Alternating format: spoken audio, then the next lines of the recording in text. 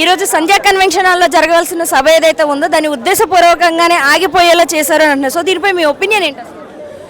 ఈరోజు జనసేన పార్టీ అధ్యక్షులు శ్రీ పవన్ కళ్యాణ్ గారి తెలంగాణలో అడుగు పెడితే ఎలా ఉంటుందో ఈరోజు వీళ్ళ భయాన్ని చూస్తే అర్థమైపోతుంది. ఎందుకంటే పవన్ కళ్యాణ్ గారు వస్తే ఇలా కుళ్ళు కుతంత్రాలు లేకుండా నిజాయితీ గల రాజకీయాలు చేస్తాడు కాబట్టి అన్యాయం ఎక్కడ జరిగితే అక్కడ ఉంటారు. పవన్ కళ్యాణ్ గారు 2014 నుంచి పార్టీ పెట్టినప్పటి నుంచి కూడా తెలంగాణ కొత్త పురుడు పోసుకున్న తెలంగాణ అని చెప్పి అక్కడ అభివృద్ధి చెందని అని ఇన్ని రోజులు 10 సంవత్సరాలు తను ఇక్కడ తెలంగాణలో ఎలాంటి రాజకీయాలు విద్వేషాలు చేయకుండా ఉన్నాడు. ఈరోజు తెలంగాణ ప్రాంతానికి పవన్ కళ్యాణ్ గారి అవసరం ఎంతైనా ఉంది కాబట్టి అతను ఇక్కడ ఈ తెలంగాణ ఆవిర్భావ దినోత్సవం రోజు అమరవీరుల స్మారకార్థం ఈరోజు ఇక్కడ వారికి నివాళులు అర్పించడానికి ఈ రోజు నుంచి ఇక్కడ తెలంగాణలో యాక్టివ్ రాజకీయాలు చేయడానికి కూడా పాల్గొనడానికి వస్తున్న పవన్ కళ్యాణ్ గారిని చూసి కాంగ్రెస్ ప్రభుత్వం కానీ మిగతా కొందరు సోషల్ మీడియాని మేధావులు అని చెప్పుకునేవారు భయపడి ఇలాంటి వెనుక రాజకీయాలు చేసుకొని ఈరోజు మాకు పర్మిషన్ రాకుండా చేసి వారు భయపడ్డారని మేము కూడా తెలియజేసుకుంటున్నాము. ఇప్పటి వరకు పవన్ కళ్యాణ్ గారిని ఒక రాష్ట్రానికి మాత్రమే పరిమితం చేస్తూ, అంటే ఆంధ్రాకి మాత్రమే పరిమితం చేస్తూ, జనసేన పార్టీ అంటే ఆంధ్రాకి మాత్రమే చెందింది, తెలంగాణ గడ్డమే మేము అడుగు పెట్టనివ్వము, రావడానికి వీల్లేదు, అది ఇది అంటూ మాట్లాడారు. సో దీనిపై మీ ఒపీనియన్ ఏంటి? అసలు రావడానికి కూడదానికి ఎవరు? అసలు జనసేన పార్టీ పుట్టిందే తెలంగాణ గడ్డ మీద. ఇక్కడ పుట్టిన పార్టీ పవన్ కళ్యాణ్ గారు కూడా ఇక్కడనే నివాసం ఉంటున్న ఏరియా. తనను రావద్దు అనడానికి ఏ ఒక్కరికి కూడా హక్కు లేదు.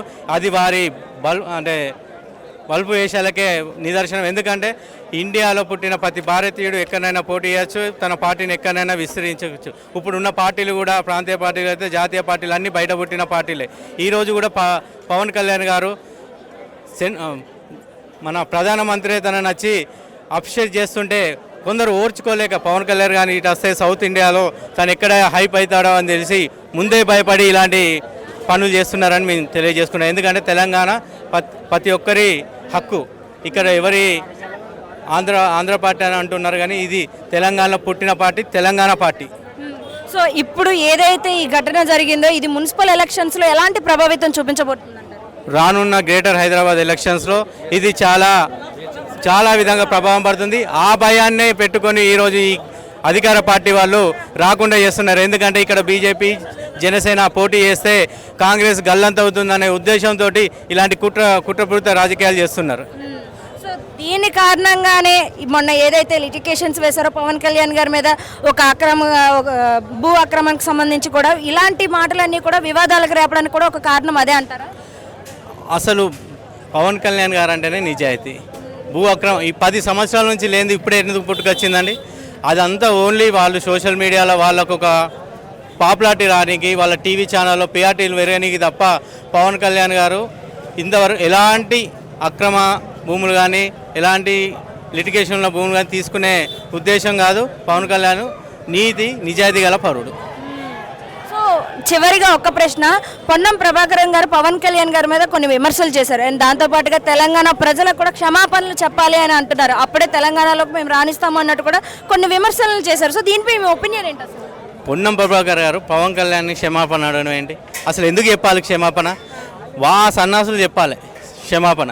ఎందుకంటే పవన్ కళ్యాణ్ గారు ఇదే క్షమాపణ అడుగుతున్నారు కదా. మొన్న కొండగట్టుకు వచ్చి 35 కోట్లు ఇచ్చారు.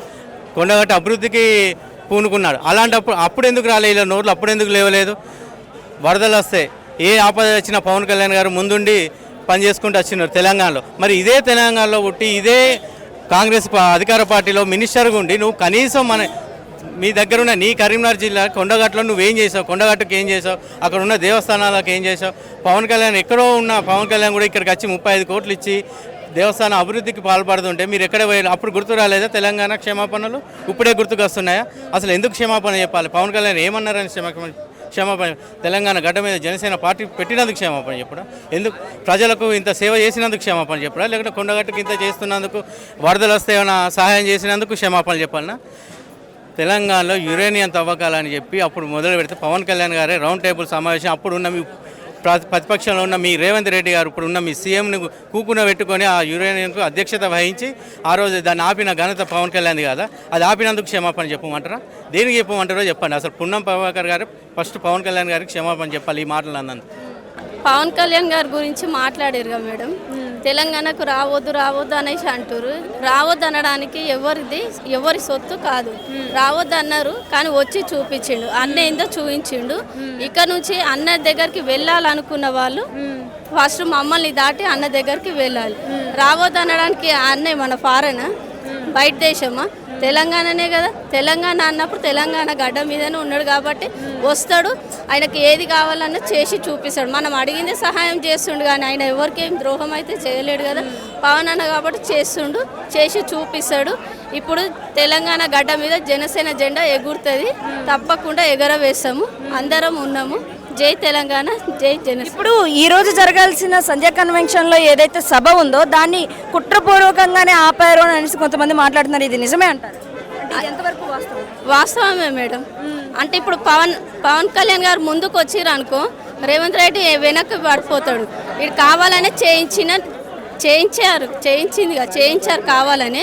పవన్ కళ్యాణ్ గారు ముందుకు వచ్చారు అనుకో, ఎక్కడ రేవంత్ రెడ్డి వెనక్కి పడిపోతాడు అనేసి పవన్ కళ్యాణ్ గారిని వెనక్కి తోయాలని చూసిరు.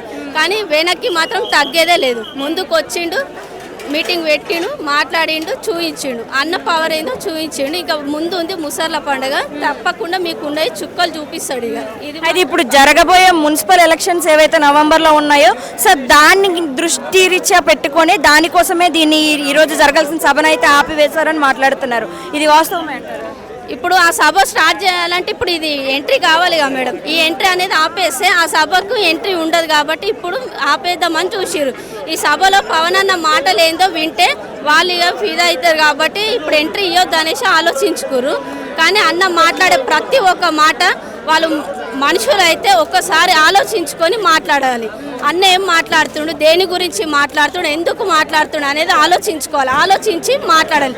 మీరైనా సరే, నేనైనా సరే, ఎవరైనా సరే ప్రతి ఒక్క మాట ఆలోచించుకొని చేయాలి. ఎవరైనా సరే అదొకటి.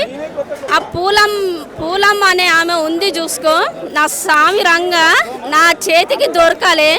దానికి చుక్కలు కాదు నక్షత్రాలు చూపిస్తా. ఏ లెక్కతోడైతే అన్నకు చెప్పుతోడు కొట్టిందో ఇక నేను ఇంకా అంతకు ఇంకో రేంజ్లో చూపిస్తా.